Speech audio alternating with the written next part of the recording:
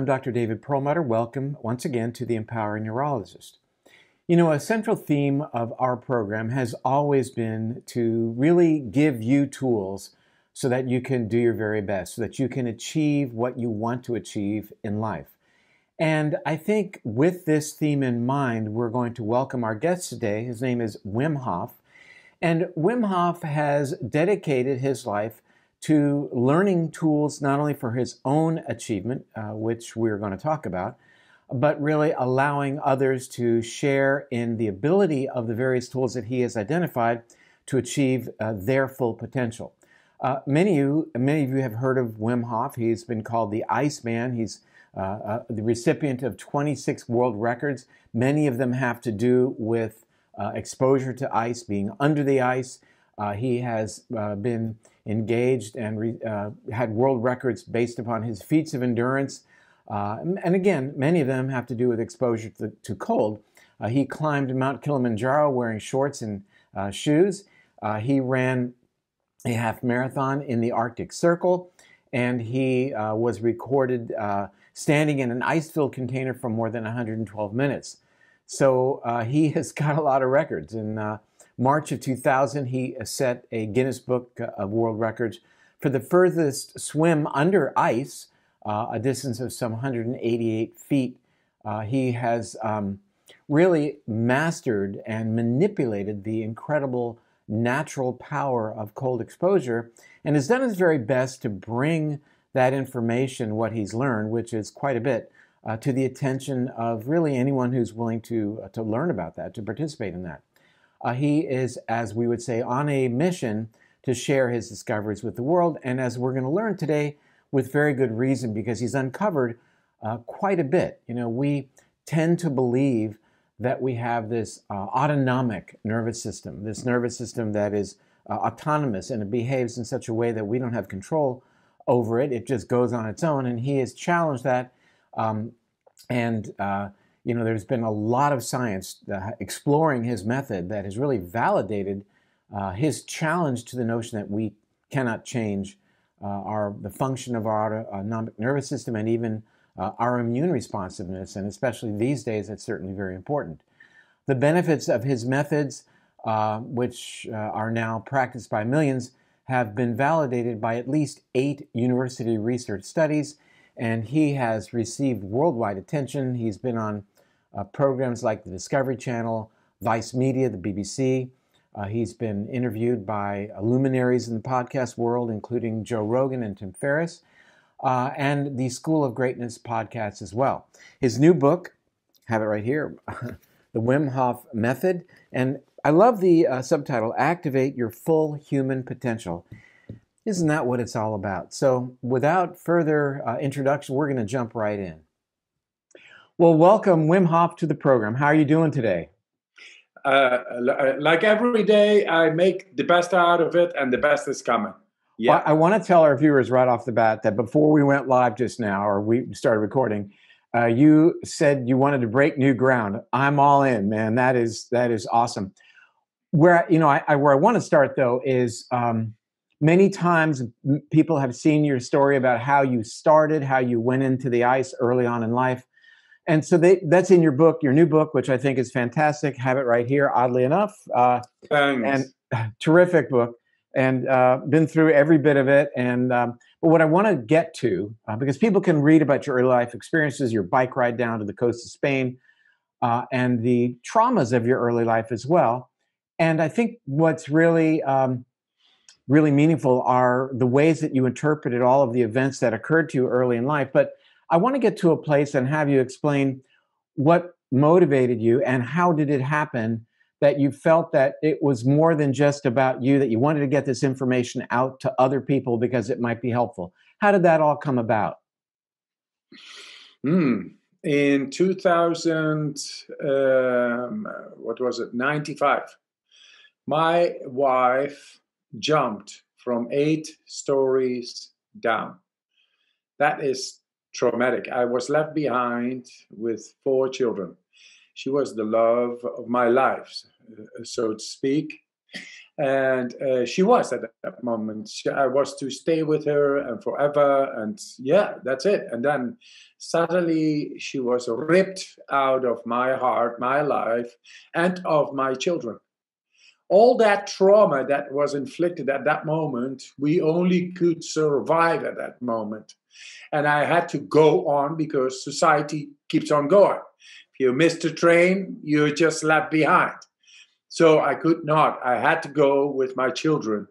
There, I learned how to deal with trauma. Trauma is a heartbroken reality. It is neurology. It's interior horror going on, and nobody gives a shit. Only you experience it. And in the meanwhile, you have to take care of 4 kids in a society with little money, very little money. And there I was. So what I always say is that my children made me survive, but the cold healed me. It gave me the time to stand still, because when you go into the cold, one thing that it does, it shuts up your thinking. You are into survival, deep emotional connection with yourself. You become tranquil. The stillness of your mind is suddenly happening. That gave me a relief of this endless suffering, this ongoing agony of emotional trauma, which is it has its grip on your mind, on your physiology. And there, at that moment, when you go into the cold water, it just breaks. It's over. It's gone. And that made my body being able to restore, to repair, to go break the loop and go into deep relief within myself. And that motivated me to keep on going. So that is one of the reasons. Well, we understand how traumatic events, especially early in life, continue to inform us day in and day out. They continue to serve as a template through which we are able to experience our day-to-day lives. And I think there's a lot of research being done right now in terms of how can we contextualize events that occurred in our lives. And that's where things like meditation come in. And it's been said about your technique that it is like meditation amplified to get to the results that we are looking for. Wow. a lot more quickly. This is what David. This is what the psychiatrist professors tell me in Detroit after we did brain. How do you say? Imaging. Yeah, brain imaging. And they saw me activating parts of the brain which was never been seen before. That means the endocannabinoid system, that what creates the opioids, the cannabinoids, at will. At will, that is. So when people are in depression or misery or feeling bad, and then if they are able to bring down the pain through the opioid activation and bring euphoria instead, then the problem is solved. So they told me this is a transformational technique that will change mental health care. And we are doing the research right now in San Francisco on this method with UCSF, with the best researchers in the field. What we're talking about, though, is the Wayne State study from 2018. That's what you're referring to. And yes. You didn't hear this, but in the introduction, I was talking about how we assume that we have an autonomic nervous system, that we can't have any influence over that.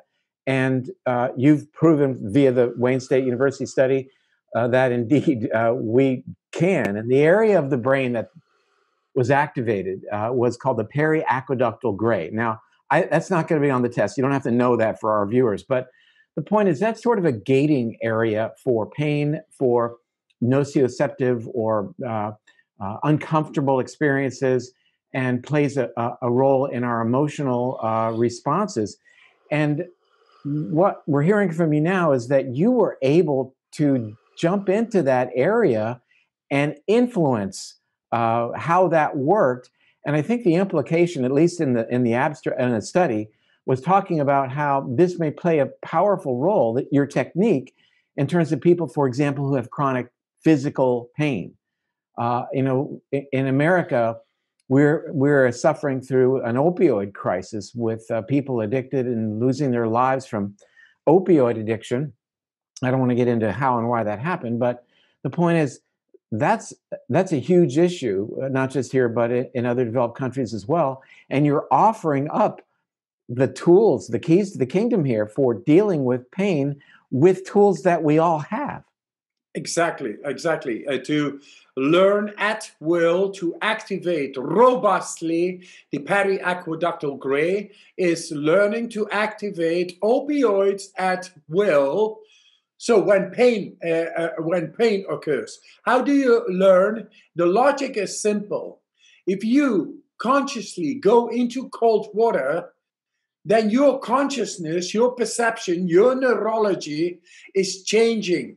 It's making connection with the periaqueductal gray, with the brainstem. It prepares itself for the jump into the icy waters. We never do this because we live in comfort zone behavior, and we want everything nice and warm when it's cold and cold when it's warm, and a car so we don't need to walk. We forgot to stimulate the deeper parts of our brain, which are there to serve us in case when it is necessary. So when there is pain inflicted, we have a great system, which is the brainstem, the periaqueductal or endocannabinoid system, and to have even a great time. Well, the pain has been inflicted, you increase cannabinoids coming to your perception, you feel great. While the pain is being suppressed, wouldn't that be great, guys, if that would be there? And you say, the keys to the kingdom. Yes, we are the kings. If we master our own brain, the seat of the mind, then the crown will be upon us. And we have never learned how to do these things. But now I come here and nobody was listening, but because I went to science in various angles, various disciplines, I showed that inflammation can be brought down at will, and regulating your own mood is very, very possible now. And who wouldn't choose the path to at will activate its own mood, good feeling, his own happiness? This is what we are offering, no less.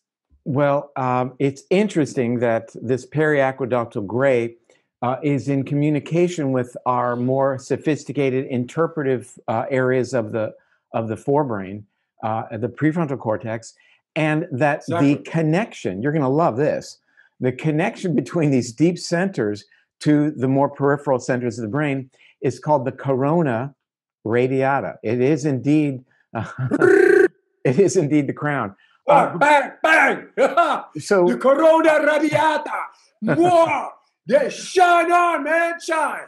Ginormous. I love it. So our listeners probably have a sense that what we're talking about here is quite similar to what we talked about. You mentioned earlier you had heard of Brainwash, the book that we had written, which talks about the relationship between a deep brain center called the amygdala, a fear center, and the prefrontal cortex, this relationship.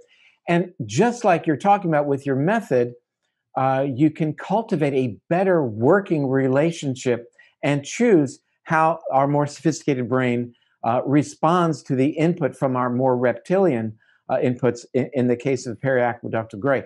I want to, before we leave that topic, and maybe we don't ever have to, we talk about it all day long, I would like to know, have you seen any gender differences in your technique? Because there is some literature that suggests that the immune responsiveness of cells in the periaqueductal gray is different between males and females. And also the function of these, what are called opioid receptors, is different between men and women. So when you have large groups of people practicing your method, or you receive their emails, etc., are you noticing any difference in how men and women respond? Yes and no. Yes, Love that because answer. yes, You yes, can't lose and you can't win. yeah, or you can both win. You True. can, the thing, yes, in the sense of course, there is a hormonal difference. We are doing right now a study on 130 women in San Francisco on this method.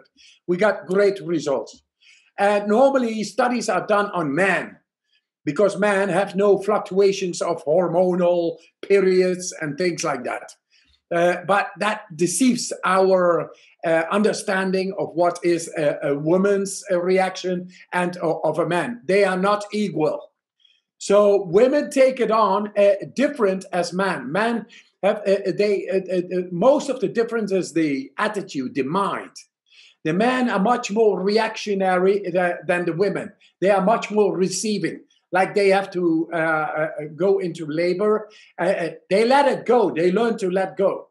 What I teach people is learn how to let go, because you cannot fight. You cannot fight. To have control over the fight and flight, you better learn to let go. Let go, surrender. Then the body is suddenly able to emerge and to defy the impact coming on the body from within. If you begin to think, you lose.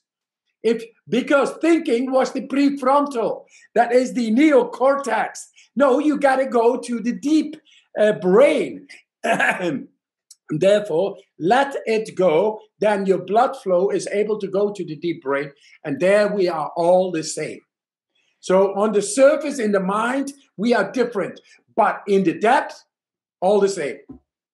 I would agree. And I think that what happens, however, is that, with time, through neuroplasticity, we access and amplify and turn down what the influence is of certain deep brain parts. And, I think that we now understand that through neuroplasticity, our behaviors can change which areas are more functional, which areas we choose to be less functional. Otherwise, it just happens, and we experience a traumatic event, as you described, and that continues to be a recurring circuit that we cannot break. And, I'd say that the value of meditation, let me get back to it, something I mentioned earlier, is certainly well described. We describe it in our new book, but I think people are looking for a fast track.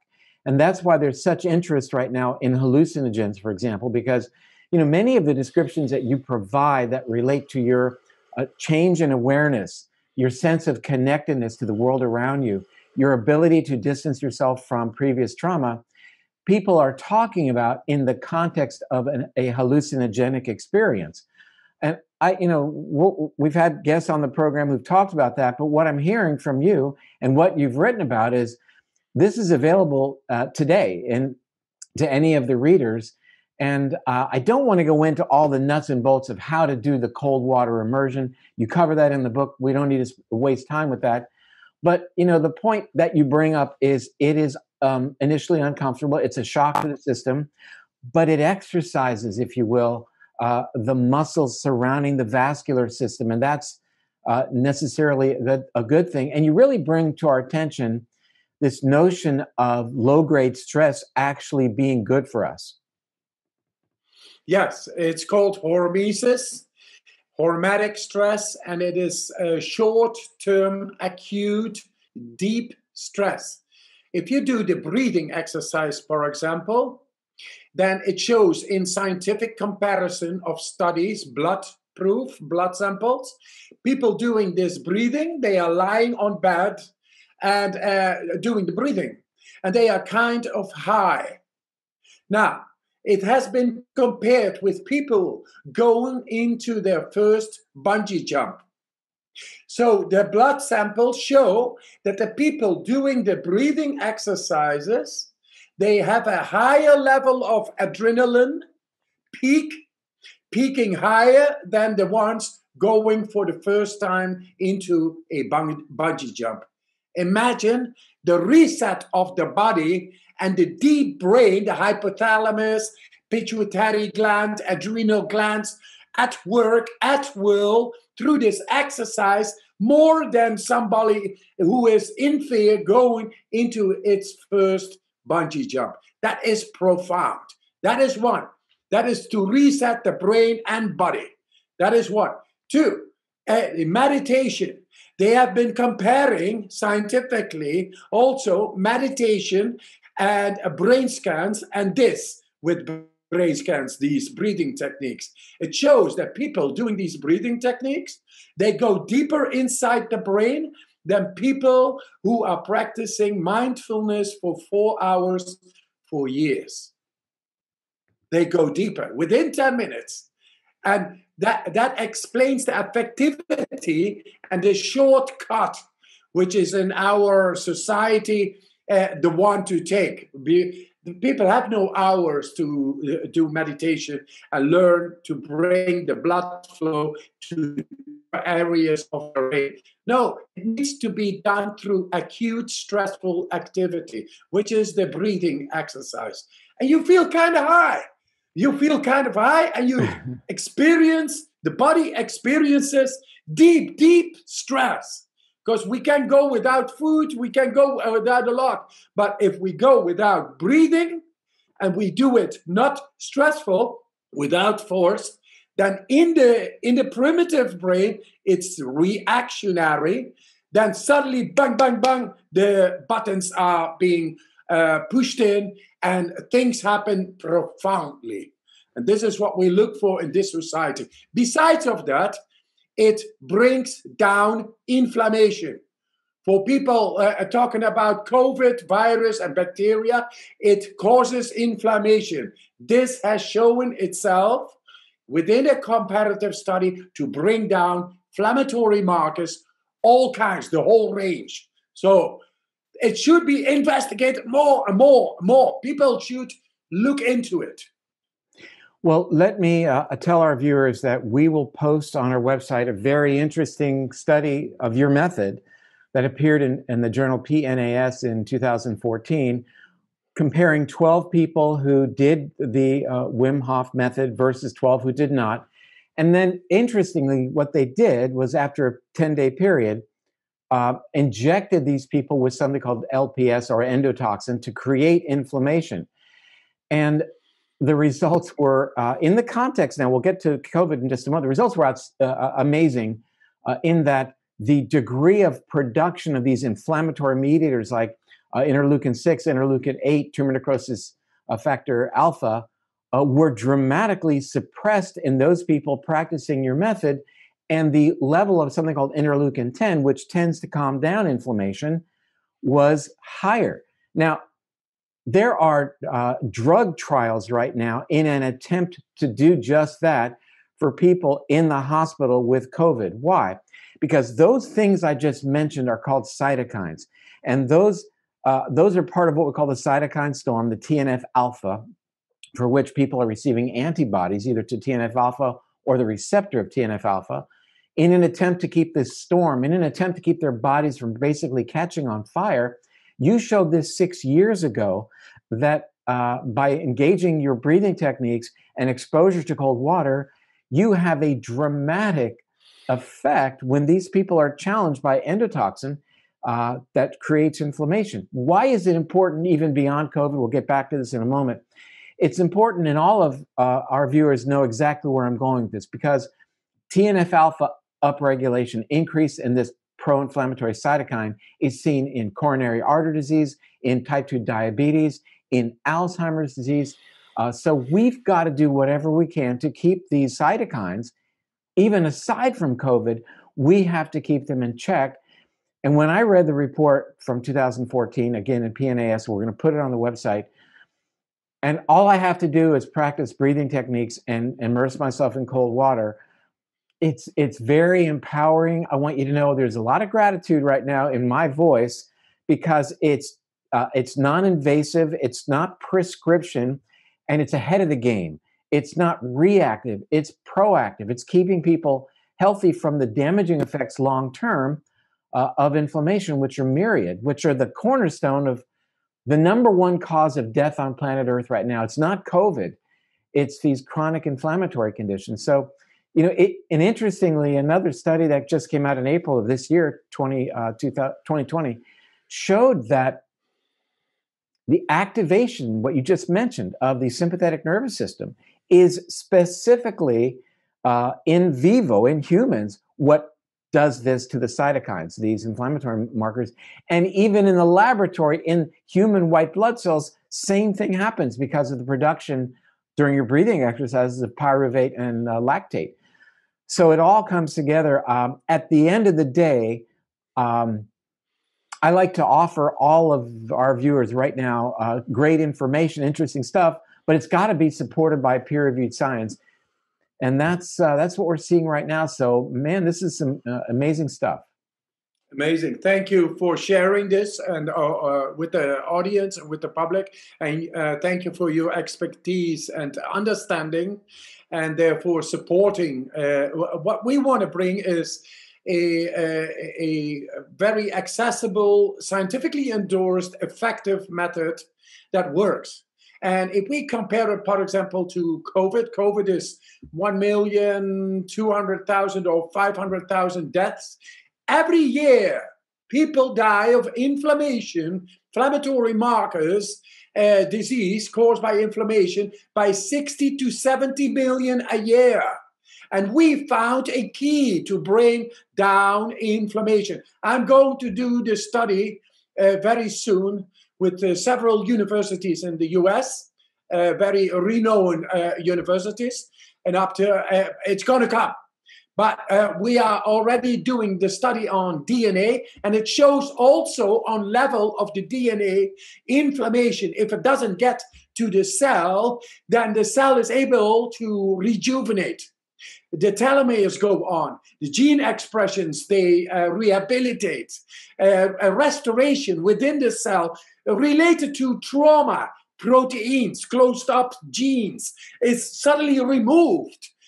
Things like that happen. Besides of that, because of the direct, acute, inflicted stress through the breathing exercise, which is not breathing, and everybody knows it. My oldest participant is 98 years, and they love it. It's a mammalian, natural thing, it is. And it keeps people not only alive, their quality of life goes way up, and their understanding and control over their own mood and bringing down inflammation is there. I want to bring this to the people, that the gravity is still misunderstood for the masses. It's getting out there for millions. We heal hundreds and thousands of people who adopt this, who understand this very simple principle. The good thing I did was bring it to science and show it beyond any speculation and doubt, rigid, cold data. It works, and it is there for you. And we are, I'm not talking about love, but I bring love. Love constituted by the control over our hormonal system, which is able to the regulation of our mood, the hormones, the health, which is the regulation of our immune system in the depth, and the strength, the energetic metabolic processes, as you call it, lactate, pyruvate, the Cori cycle, going into aerobic dissimulation. All those things are there. And this is what cancer doesn't like. It doesn't like a body which is alkaline. It likes a body that is deserted of oxygen. And then it begins to anaerobically grow. It's all natural, but now we found a natural way again. And it's going out in nature. Don't see the cold as something negative. It's negative as anything that you take too much. We took too much comfort. We got to go a little bit out of in nature to use it as a vaccine, as a natural vaccine, like homeopathics. A little bit of something activates our system to the depth, and there is the innate capacity to deal with stress, inflammation, to deal with energy, It's all there and so simple. So, well, I'm all in, and this checks all the boxes. And I think for our viewers, what you're seeing right now, this demonstration from Wim Hof, is empathy. It's empathy for all of us, giving us a real gift. I want to tell you an experience that I had, because I've been involved in hyperventilation and breathing for a long time because I'm a free diver. So, I'm well familiar with the drive to breathe coming from carbon dioxide levels, why we hyperventilate before we free dive. I want to tell you one quick experience. I think you'll get a kick out of it. I was with other people boating in British Columbia. The water was, I think, 42 degrees Fahrenheit, so it was cold. And something happened underneath one of the boats, and somebody had to go underneath to take the kelp out of the intake so that the engine would work. And I got elected for that. I drew the short straw, as they say.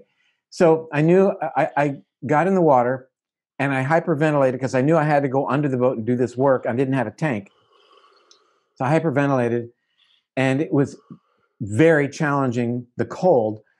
But once I got underneath the boat and I was extracting the kelp out of the intake, I suddenly felt very, very comfortable, and very comfortable. And to the extent that I became afraid of that, because I thought I was about to pass out and just, I didn't know what was going on.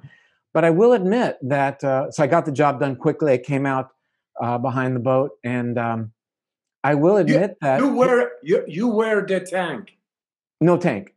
No, Oh, no. You were the tank. Oh, I was the tank. Yeah, it's strong. Got it. But it was thereafter.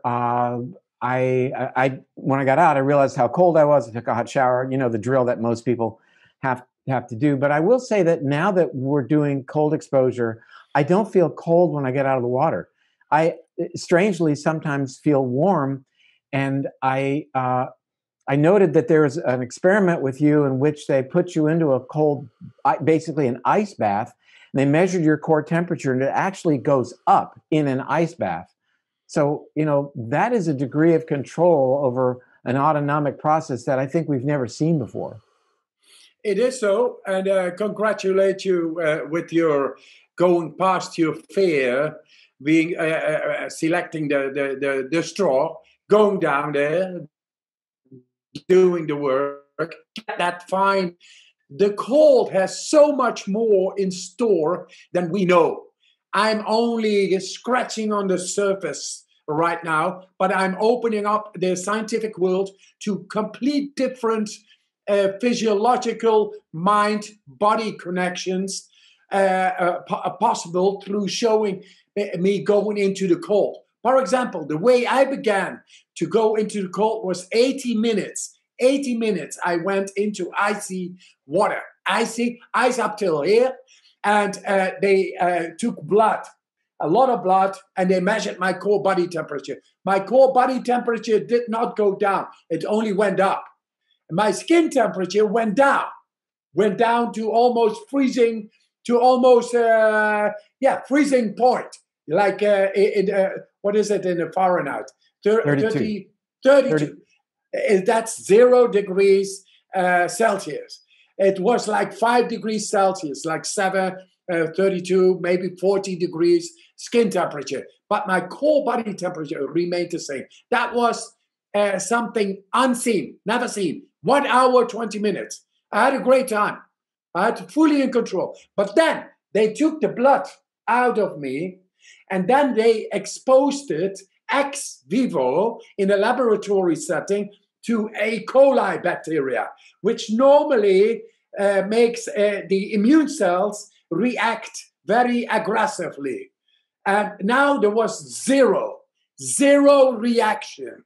That means 0 cytokine storm, 0 reaction. The innate immune system was not at work. You know what was at work? The specific immune system that deals directly with the virus, directly with the bacteria, directly with the inflammatory markers, like in the beginning. It gets on the cell membrane, apoptosis, it's that. And this is, I had so many new insights. First, they thought I had a lot of brown fat, but that is not the case. Because my brown fat, of course, through regular ice bathing, it is up, and it was before considered not present in adults. Yeah, logical, because you don't use it, you lose it. If you dress up all the time, it goes down. It's like a atrophy on a muscle if you don't use it, something like that. And then, but what they then saw was a new phenomena. That was the intercostal muscle activity. They had never seen. You don't need to do anything.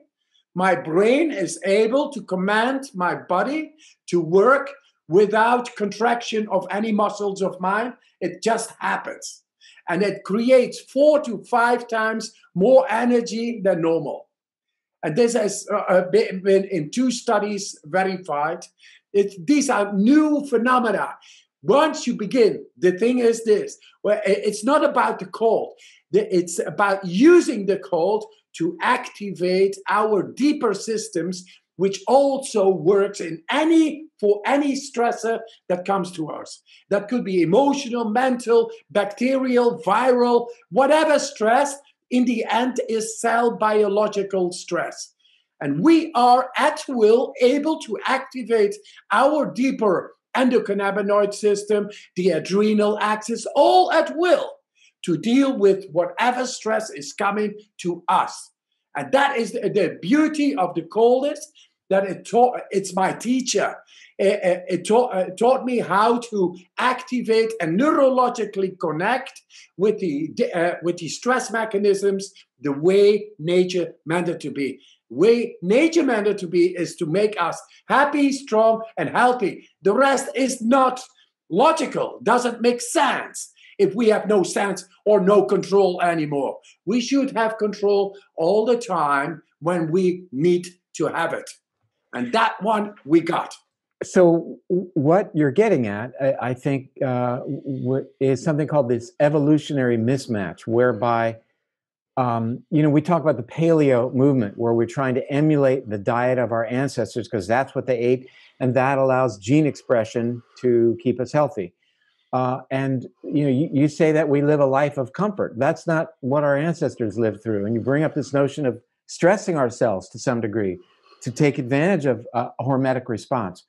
So this is right in line with that. We are directly speaking to our DNA when we engage in these periodic stresses of one sort or another, be they caloric restriction, to fasting from time to time, or exposing ourselves to extremes of environment, whether it's cold or even saunas and heat, and certainly this hyperventilation. By bringing our pH up to a high level, 7.75 or whatever it is a stress. And there's great value in that. And I try to explain it like this. When you go to the gym and you do curls, you're tearing your biceps muscles to a very small degree. In the healing process, that biceps muscle will heal, and then a little bit more to protect you moving forward. Same thing with what you're talking about here. You get protection, but a little bit more so that next time you're experiencing a stress of one sort or another, you're in a better position. So you're really amplifying resiliency, responsiveness to environmental stress. Yeah, exactly. That is one. It's called supercompensation. That is one. And the other one is through the cold, I learned to own neurologically at will part of my brain I was never schooled in. We learn in our schools how to do mathematics and history and language, but we don't learn about what is happiness, what is strength, what is health, and how to maintain it. And now we can see and bring people to their innate capacity. And we need not to estrange therefrom or alienate. We need to connect from the start. Like my little child, I got a 3-year-old. My oldest is 37, youngest is 3-year-old. He's sleeping aside now with mommy, just telling stories. Very nice. And when he was young, 1 year, every day in the winter, barefoot, outside on the lawn. He was already waiting at the door to get out with me on the frozen lawn, barefoot. And what we do with our children is, put your jacket on or you'll get sick. Now the paradigm will be, get your jacket off. Otherwise you don't become strong and then you become sick. That is the new paradigm. We are born with the capacity to have a much deeper control over our endocrine system, immune system, and our metabolic processes in the cell, creating energy. We got it. Happiness, health, and strength is all ours. And there it is. In the past, in the prehistorics, we endured it. Now, we completely alienated therefrom, but we still have that physiology. So we better get a connection with that, and it doesn't need to be all the day. It's every day a little bit is enough to have a connection with that, what is able to confront itself with stress. So if that comes, you got a much better life.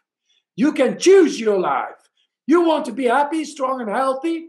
Then learn to deal with the stress mechanisms the way nature meant it to be. It's all there. It's very simple. Like these people in 2014, all these doctors said, but you are the Iceman. That's why you are able to defy endotoxin injected and you don't become sick, and thousands became sick. You will not show different. I show different. Oh, yeah, but you are the Iceman. I said, no. I'm a human. I'm a nice man. I'm a human. I'm humble, but I want to change the world and this paradigm. And then give me a group. They gave me a group, and within actually not 10 days, but 4 days, I made them able to get into the autonomic nervous system, into the immune system, into the endocrine system, much deeper than the existent medical paradigm. And there it is. I want to just really clarify that so there's no misunderstanding that the 2014 study in which the endotoxin was given intravenously, that wasn't you. That was people who had just learned your technique, and they were randomized to either do your technique or not. So this is everybody like you, like me, rather not you, but this is all of us. These people were taken, and look how they changed their immune response in terms of cytokine production. And I would submit, who would not want to do that these days, not only with reference to COVID, but in the broader picture with reference to any of the chronic degenerative conditions that are plaguing mankind, which I will submit, as you have said, represent a mismatch in terms of our current lifestyles being so comfortable and what our genome is wanting to respond to. You mentioned that you're going to have your telomeres tested. I'll be very interested in seeing what happens with that test, but more importantly, like the endotoxin test, it's going to be very interesting to see what happens over time to people who have a certain telomere length, engage your program, and then are reevaluated after several months. What happens to their telomeres versus those who do not start the Wim Hof program? That's going to be very, very telling. Yes, I can tell you, and I hear these things already, the telomeres are simply lengthening. And that is because the inflammation is no longer able to get into the cell as well as the oxidative stress. What it means is that the cell suddenly goes from war mode, like defense mode, into repair mode. When the energy is no longer needed to defy inflammation coming into the cell, then you get repair. You get parasympathetic nervous system activity. You get repair, restoration, regeneration. Regeneration in the cell means that the telomeres are lengthening. And not only, now comes, you have been talking about the prehistorics, about the prehistoric people.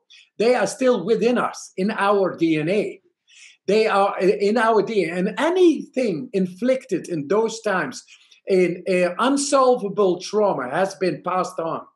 And we got that. And now we have found how to remove those proteins, those who are blocking gene expressions. This is because of trauma. And they were thought of impossible to be removed or influenced. And now we found we can influence them and we can take it away. Not only the trauma of this life, but also of past lives. And that makes it so profound. And of course, I want studies. I love studies. I love the criticism. It polishes the diamond of the truth. No speculation. But there is no pharmaceutical industry or company which is going to endorse this, because this is a natural method that suddenly makes pills and medicines superfluous.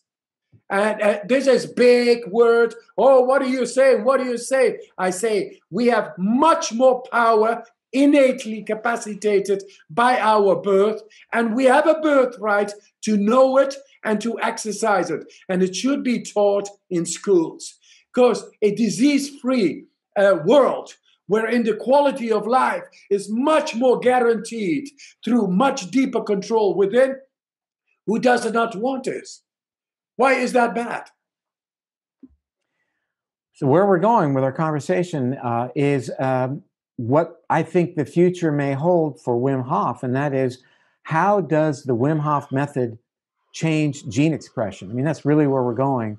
We know that it changes physiology, it changes activity in parts of the brain, it changes cytokine production for the better. But what does it do to gene expression? And, that is another area that, when I was in medical school, no one would talk about. The idea that we have control over the expression of our life code was really considered blasphemy. We wouldn't ever consider that, right along with the idea that we can grow new brain cells and reestablish and establish new connections and different unique wiring patterns. No one would consider that. But I think in moving forward, it's important to understand that our life behaviors affect the expression of our DNA, and that the changes are passed on to next generations. Exactly. It is so far out there. It's mainstream science now, but back in the day, that was laughed at. That whole notion that we can pass on, that there are inheritable changes to DNA that were induced, was demonstrated in the mouse model, and now we see it in humans as well. So it's a lot to take in. We're going to follow you very, very closely, because I think the Wim Hof story has only just begun. I think there's a lot more a lot more books, but a lot more education. I think you're going to have a lot more to share as you learn more about what you're doing, about your, what the Wim Hof method is doing at more, at deeper levels, like genetic. And what I'm asking you for is, we need to do another conversation at some point in a year or two. Yes. I can't wait. Just short about the genetic gene expressions. We influence absolutely positively through hormetic stress the transcription factors like NF-kappa B. We also influence the messenger RNA, ribonucleic acid, which is temporary, which is the ability to go into the permanent DNA. Into the DNA. So we found the key how to get there and make the right influences, to make the right changes, to do the restoration, the reparation, the regeneration. It's only beginning. But we found the keys. As the professors in Detroit say, we now have the compelling evidence of the key components of the autonomous processes in the brain related to mood regulation. How big could that be? Who does not want to be happy? We found the keys. We want to hand them over and enter into your beautiful temple. Everybody. Keys to the kingdom. Yes, sir. As you began. That's a great way to enter. Yes. Well, listen, thank you for your time, and definitely thank you for your work. And I am telling all of you out there, you won't regret reading this book. It's a game changer. There's no question about it. And there's nothing to buy. You know, you're going to learn about cold water and you're going to learn about how to breathe. And the very important third pillar of your program is dedication. And, that makes the other two things work. So thanks again for being with us today. Right on. Thank you, David. Talk Cheers. soon. Bye-bye. Talk soon again. Yeah, bye. Good luck. What an interesting interview. Man, oh man, what an interesting man. What an interesting endeavor he has engaged for so many years. And, challenging some of our long-held beliefs about immunity, immune function, about the so-called autonomic nervous system, and, these three pillars he talked about: the breathing exercises, exposure to cold, and the third pillar, I think that's valid no matter what you choose to pursue, and that is diligence, sticking to it, sticking to a plan that you have identified seems to be working for you. Thank you for watching The Empowering Neurologist today. I'm Dr. David Perlmutter, and we will be back soon.